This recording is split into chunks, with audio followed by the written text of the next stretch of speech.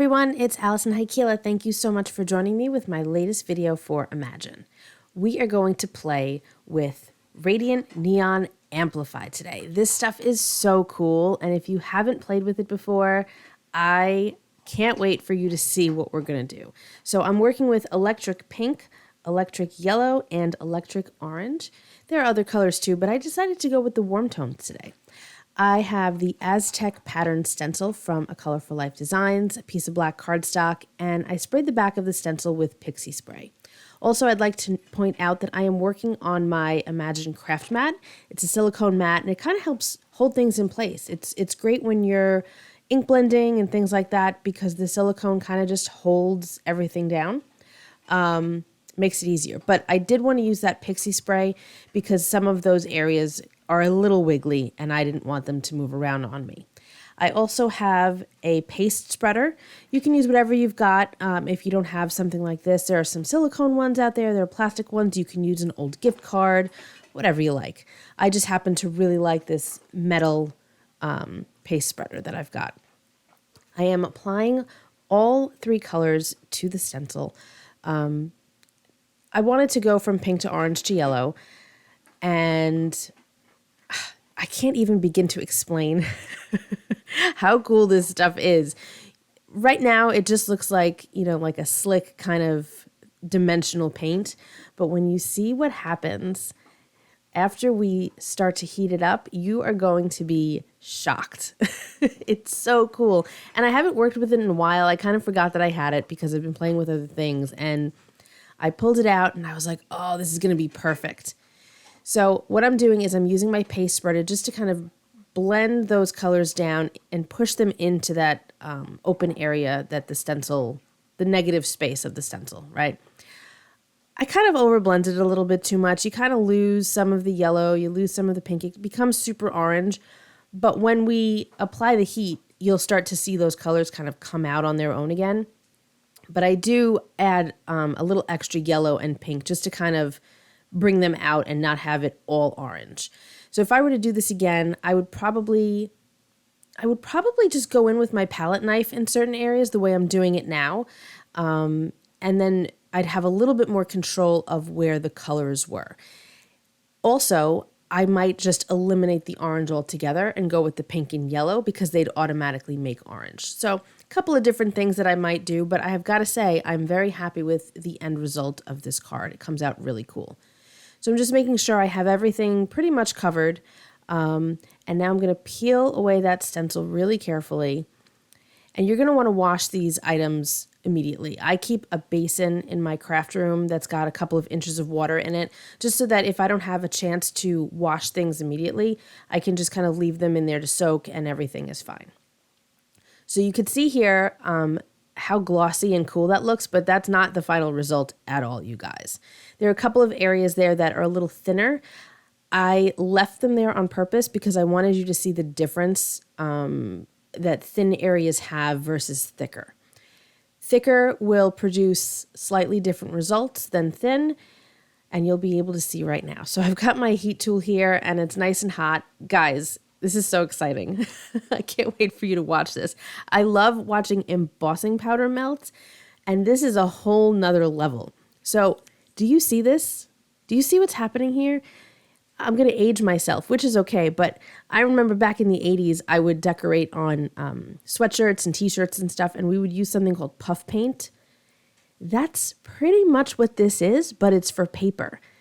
Do not adjust your screen, folks. This is turning into a puffy, textural, fabulous, I don't know what, but I am crazy about it. It looks so cool, and you can see how the colors are kind of separating out just a little bit, so you can see some more of the yellow showing, a little bit more of that pink popping out. But it is super soft, super squishy, and really cool. I left this whole bit in because I couldn't remove any of it. Look at how textured that is. That is so dimensional and cool.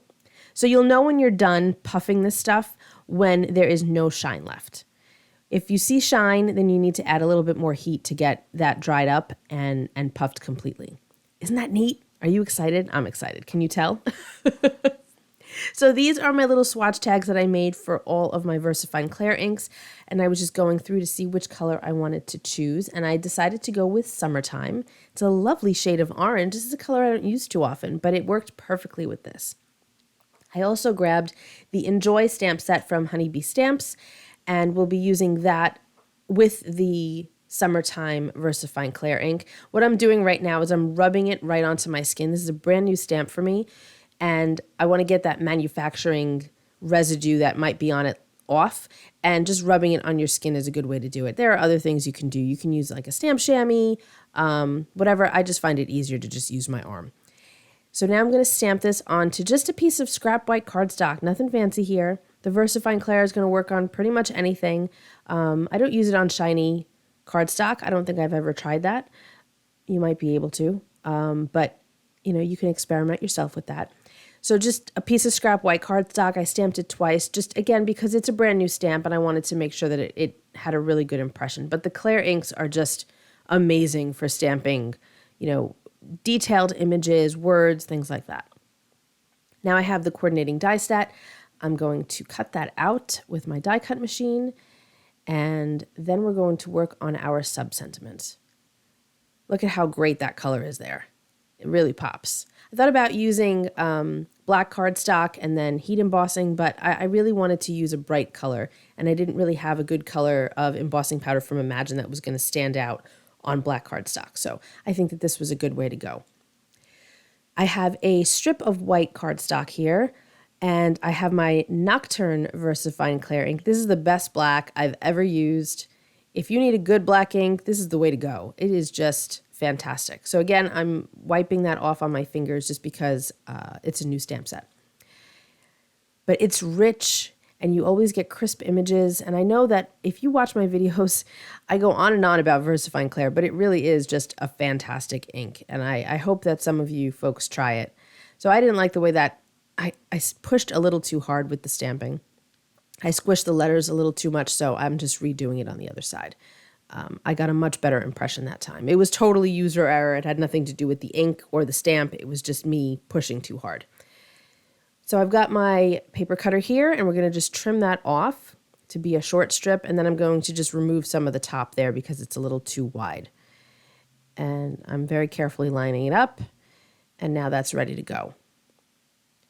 So next up, I'm going to kind of figure out where I want this placed. And I was trying to decide if I wanted to hide those areas that were a little bit thinner, but it turns out it really didn't matter. Everything looks so cool on here. If you're focusing on the thinner areas, then I guess this isn't the card for you. That's all I can say. So I decided to just throw it right in the middle like that, and I think it looks really nice. So now I've got my white card base, and you guys, if you follow me, you know I don't really like leaving them white. So I decided to grab my fireworks spray in Rosebud. This is a really nice pink. I wanted to up the pink level on this card a little bit because I did lose it quite a bit because of the orange kind of taking over. So I am struggling a bit here with splattering. I don't know what my problem was. I just couldn't get it to splatter. I think I wasn't sticking the straw in deep enough, and I didn't want to spill everything. Here we go. Now we've got some splatter happening. So I'm going all the way around the entire perimeter of the card because it's going to help bring out the pink that's in the focal layer with the Amplify. Again, if I were to make this card again, I'd probably just not use the orange and just use the pink and yellow because they'd automatically make the orange. But, you know, I think it came out really cool anyway.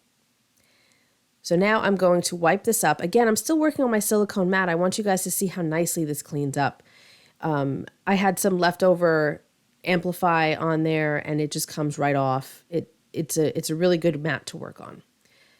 So I've got a couple of areas that I feel like don't have enough splatter. So again, I'm struggle bussing it, and I'm flicking on a little bit more of that pink. And now I'm just like, you know what? I'm going to just touch the straw to the card and get some dots on there so that we don't have to keep working at this. I could have cut my panel down a little bit more too, and more of that splatter would have shown, but I didn't want to lose any of that Amplify because I just really like how it came out. So now I'm going to start adhering my sentiment down. I'm using On Point glue, which is an adhesive that I love to use with tricky things like rhinestones and sequins. And I thought it was going to work really well here, but I'm going to be honest with you. This was not my favorite adhesive to use for this. I thought it was going to stick okay. I have that gigantic acrylic block kind of hanging out on top of everything so that it would help adhere to the Amplify.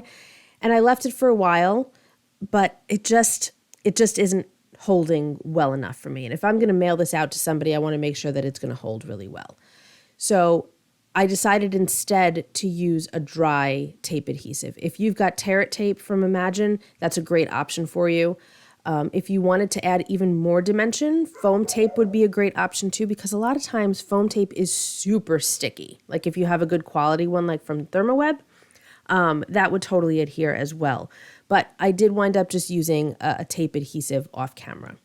That's the card for today, you guys. I hope that you're excited to try Amplify yourself. I hope that this inspired you a little bit. I'm totally digging this card. Thanks so much for hanging out with me today. Be well, stay safe, peace out.